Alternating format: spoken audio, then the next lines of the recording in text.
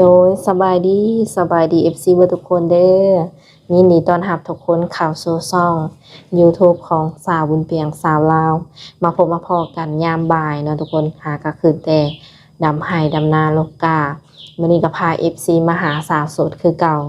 ซึ่งสาวโสดคนนี้หลายคนอาจจะรู้จักแต่ว่าส่วน FC ใหม่อาจจะบ่รู้จักเนาะเป็นสาวโสดที่ว่าเคยเปิดใจแล้วเทื่อนึงมามื้อนี้ก็สิมาเปิดใจเพิ่นรอบ2เนาะทุกคนสำหรับ FC คนไหนที่ว่าโสดตามหาคู่หาคิงเนาะก็สามารถทักหาทางสาวบุญเปียงได้ ทางเฟซและก็ทางไลน์เนาะเฮาจะแจกให้ว่าซั่นจะทักมาเอาเลยทุกคนเลยช่วงนี้ FC ก็อาจจะถามว่าสาวเปียงคือบ่เห็นไปถ่ายคลิปกับดำนาแล้วทุกคนเดินดำนาหาก็ได้3มื้อนี่เนาะมื้อนี้ก็เสียสละเวลามาถ่ายคลิปก่อนจักหน่อยย่าน FC คิดฮอดคิดถึงโดยเป็นแนวใดก็ฝากกดไลค์กดแชร์กดติดตามให้สาวบุญเปียงหน่อยเด้อเพื่อเป็นกำลังแห่งใจในการทำคลิปต่อๆไปเนาะถ้าหากว่าผิดพลาดประการใดก็ต้องขอโทษขออภัยไว้ก่อนเด้อโดยเข้าไปหาสาวโสดกันเลยเนาะทุกคนโดยสบายดีสบายดีสาวโสดเลยจะสิว่าได้เนาะคนว่าคือหน้าเก่า ก็เคยมาเปิดใจแล้วแต่ว่าโดนแฮงเนาะโดยก่อนอื่นก็สิขออนุญาตแบบถามข้อมูลของเจ้าใหม่เพราะว่า FC ใหม่ก็หลายโดยชื่อว่าเท่าใดชื่อสุขสาวสุขโดยอายุได้จักปีปัจจุบัน29โดยคือผ่านมาก็เคยแบบสร้างครอบครัวบ่ยังบ่เคยผู้บ่าวผู้แพ้วนี่เด้ซะบ่าวเคยมีอยู่เคยได้ล้มอยู่ บ่มีบ่แบบว่าคนสิเป็นจริงเป็นจังกับเฮายัง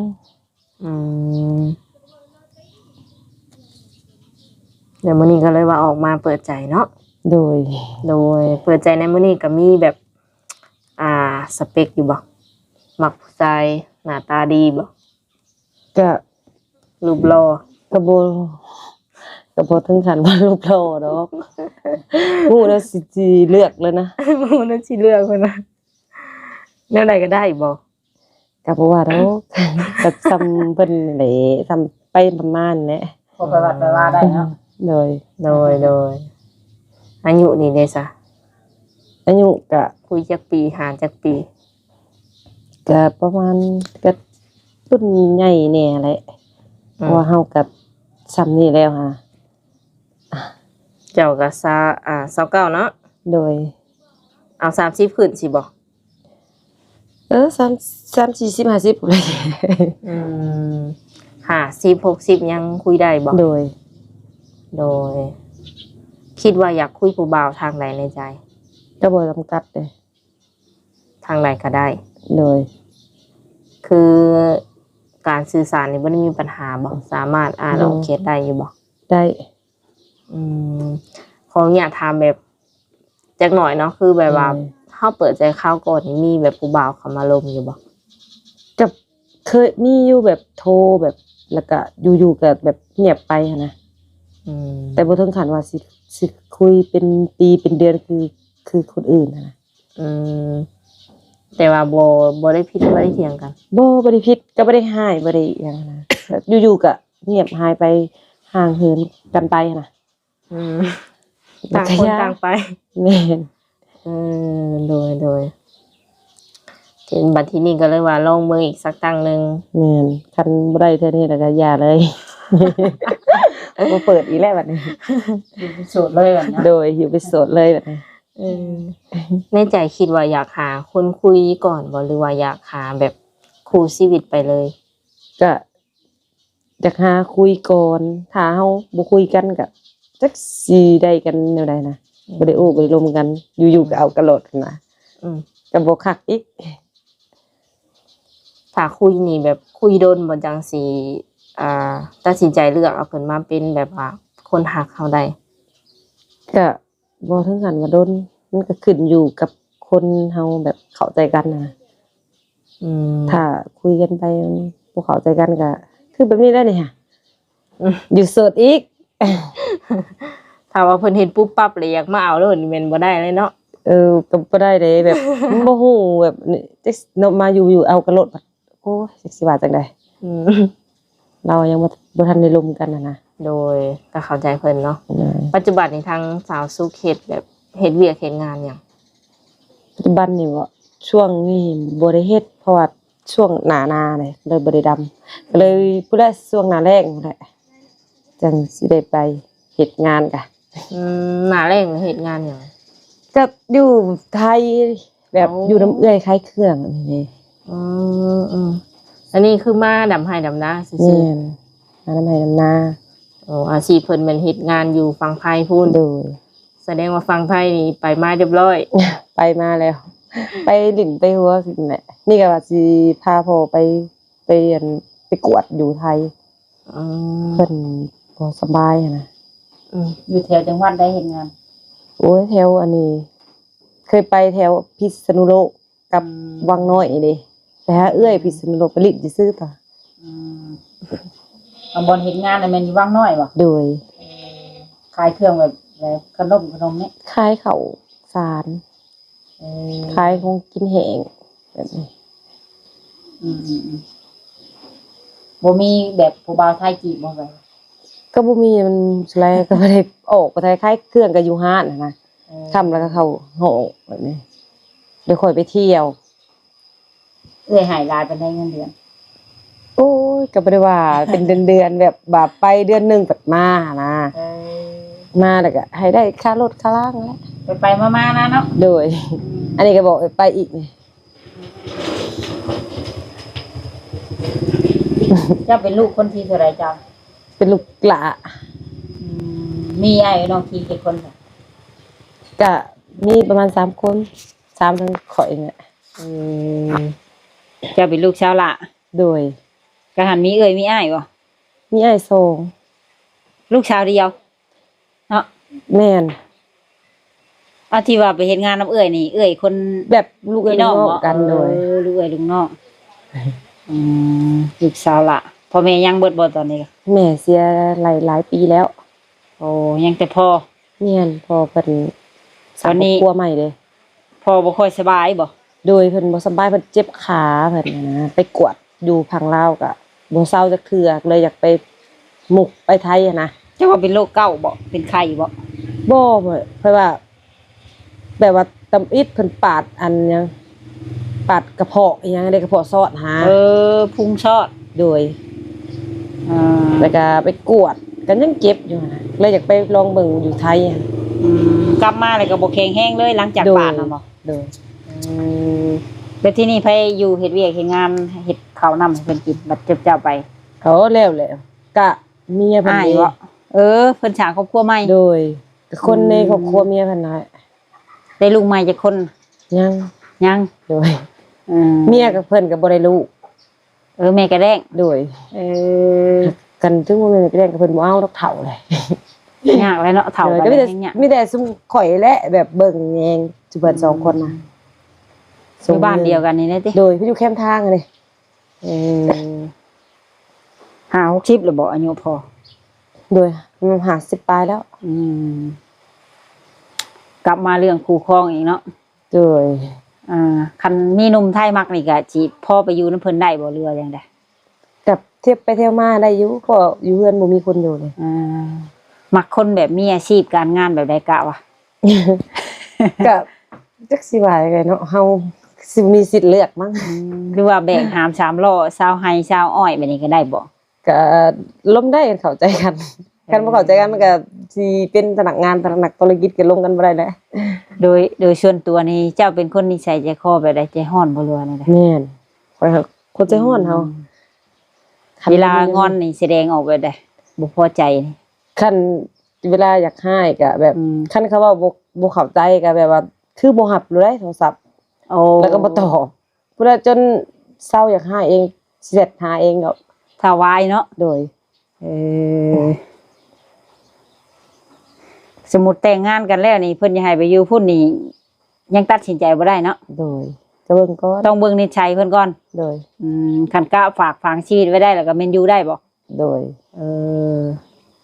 เพราะว่าอยู่ทางนี้ก็บ่มีในห่วงปานใดเนาะ พอเพิ่นก็อยู่ครอบครัวใหม่คันเฮิงๆจังมาเยี่ยมมายามเพิ่น โดย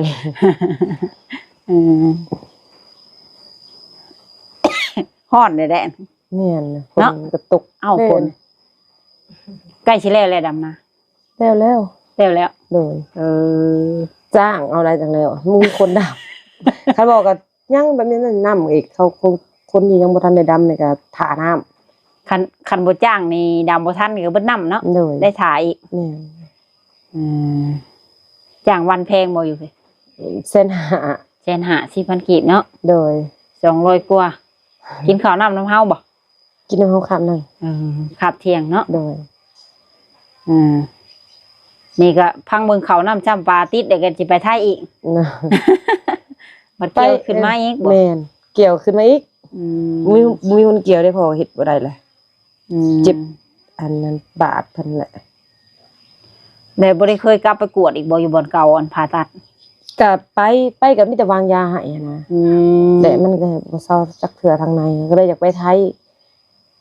บ่ฮู้ว่ามันดีแล้วบ่หรือยังอยู่ทางในพุ่นเนาะ แม่นนอกคันแบบปาดได้ปาดเบิ่ง บ่ได้แล้วบ่ปีหนึงกะค่าปาดมาเนี่ย ได้แล้ว อ ปีกายนี่คุณเพิ่นปาดนะช่วงนี้เลยเพิ่นปาดนะ พอดีฮอดขวบเนาะ โดย เพิ่นย่างของเกาะบ่เจ็บแบบนั้นบ่ แม่นย่างบัดเจ็บแห้งๆย่างก็จะอยากได้ อืม แต่ต้องแม่นแบบเพิ่นว่าเจ็บวางขาเพิ่นนะ อื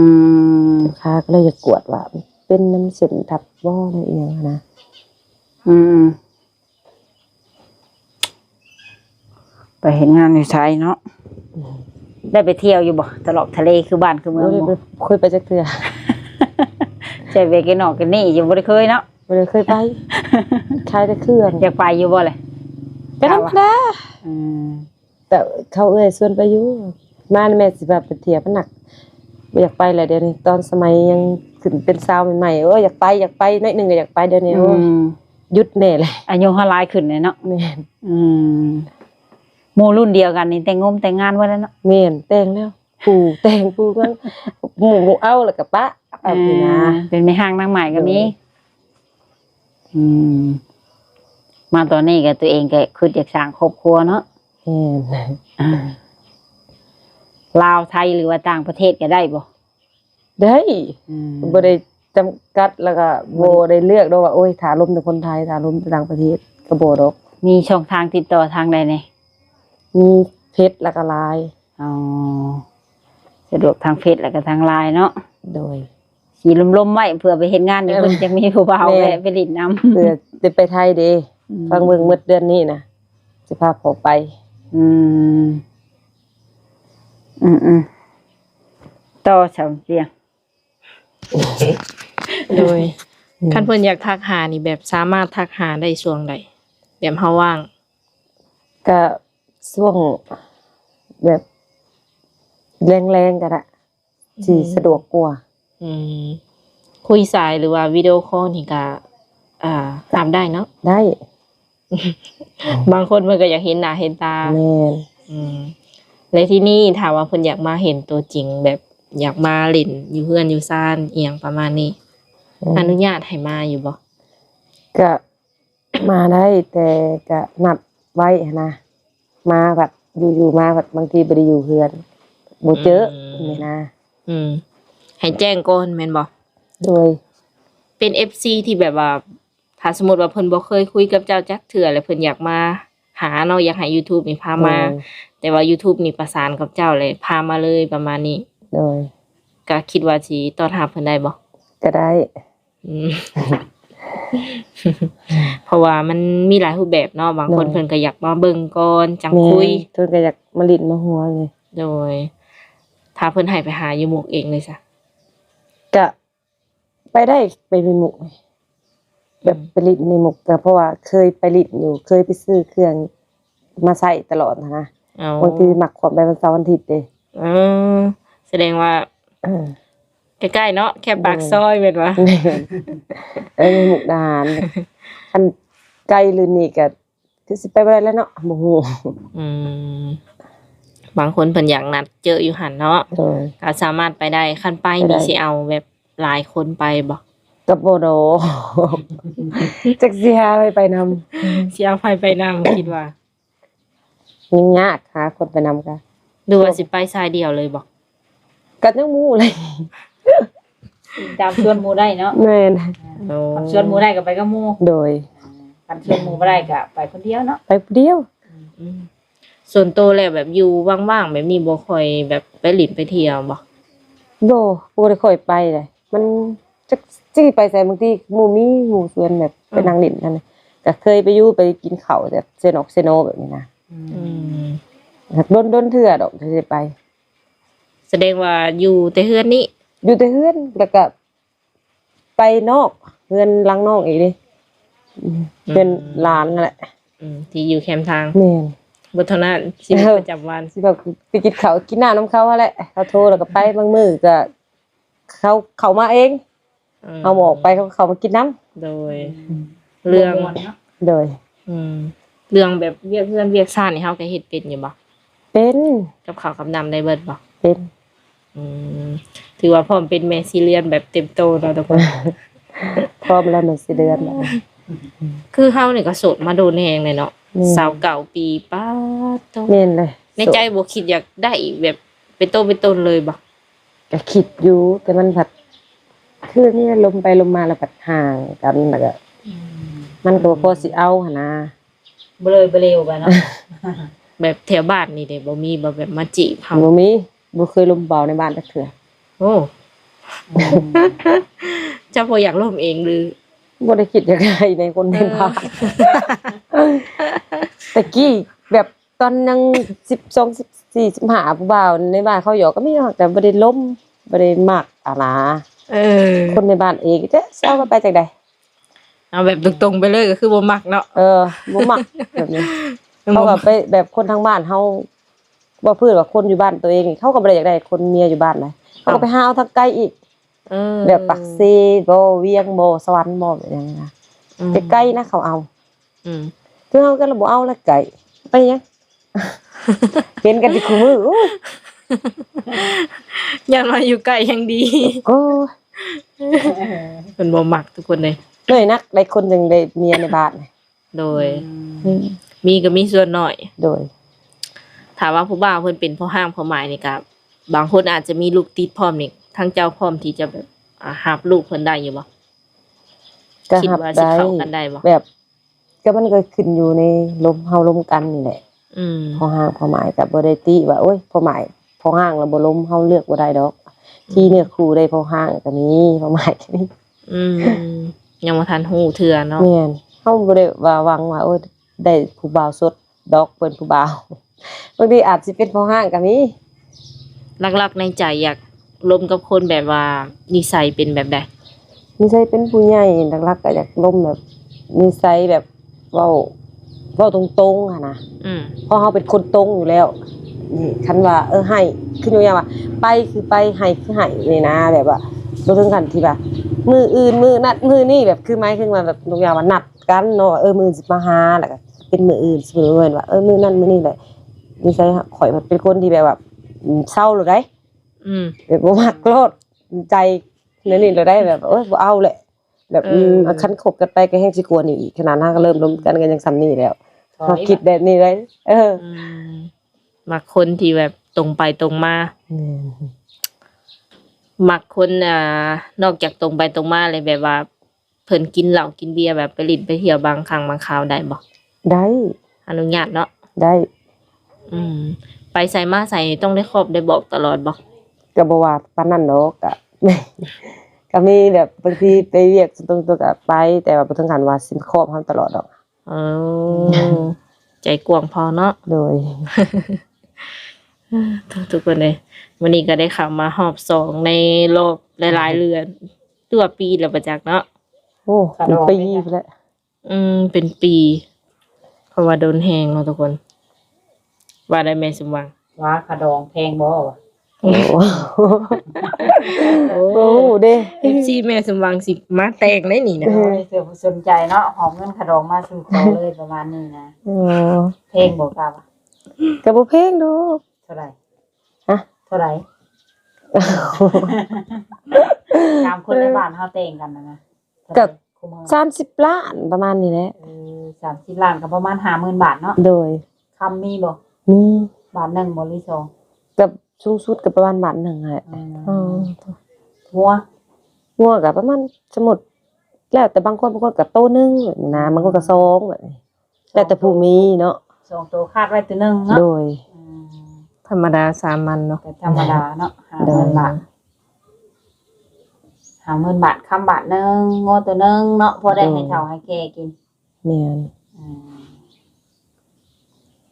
ก็สิมีเท่านั้นได้บาทนี่นะ โดย เนาะ เอาไว้พอกันอีกใหม่มื้อหน้ามื้อในอีกเนาะ โดยเพราะว่าโอ้ลมกับเพิ่นนี่ก็โดนพอสมควรคัน FC อยากฮู้เกี่ยวกับเรื่องหยังก็คอมเมนต์ไว้เนาะ คอมเมนต์ไว้หรือ สำ ว่า หรับช่องทางติดต่อก็ทักมาเอาได้ โดย เฟซไลน์ก็มีครบแล้ว ครบแล้ว โดยพร้อมตอบเสมอ คบกันแล้ว ตอบ แต่ครูคนเดียว แม่ อ่านครูคุยเนาะ โอเคสำหรับคลิปนี้สาวบุญเปียงและกับทีมงานเนาะสิได้ขอตัวเจอไว้ก่อน โดยสบายดี สบายดี